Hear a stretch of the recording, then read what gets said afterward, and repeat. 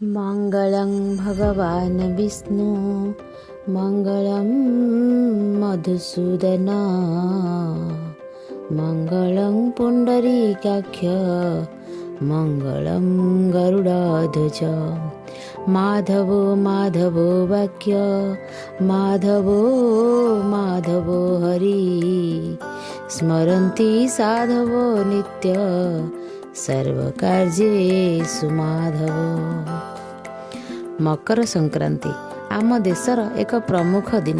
एही दिन सूर्यंकर गति बदली थाए। 6 मास दक्षिणायन परे मकर संक्रांति दिन सूर्य उत्तरायण गति करिथांती। सबु मांगलिक काम एही दिनरु आरंभ होइथाए।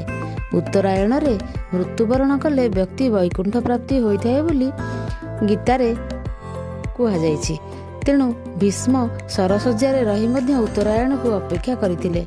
भारतर प्रमुख पुण्यतोया नदी मानकरे एही दिन स्नान कले बहुत पुण्य मिले। एहाकू मकर बुड़ कुहा जाए। बहु स्थान रे मकर संक्रांति रु मेला और यात्रा मध्य होइथाए। एही दिनर एक विशेष महत्व हेउछि श्रीमंदिर रे श्रीजीव माने एही दिन मकर चौरासी बेशरे सज्जित हुअंती। तांको मस्तकरे मकर चूल लागी करा जाए। तांको पाखरे मकर चाउल भोग लागी हुए। माँ महालक्ष्मी धनु संक्रांति रे बाप घर जाई मकर को फेरी आसंती।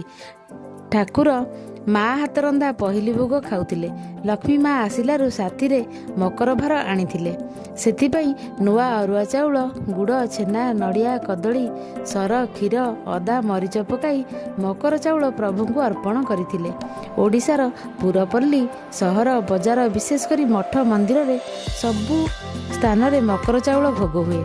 आहुरी सुना जाए सूर्यदेव एही दिन तांको पुत्र शनि घर को गमन करी पिता पुत्र मध्य स्नेह संपर्क स्थापन करिवार प्रथा रखिथिले।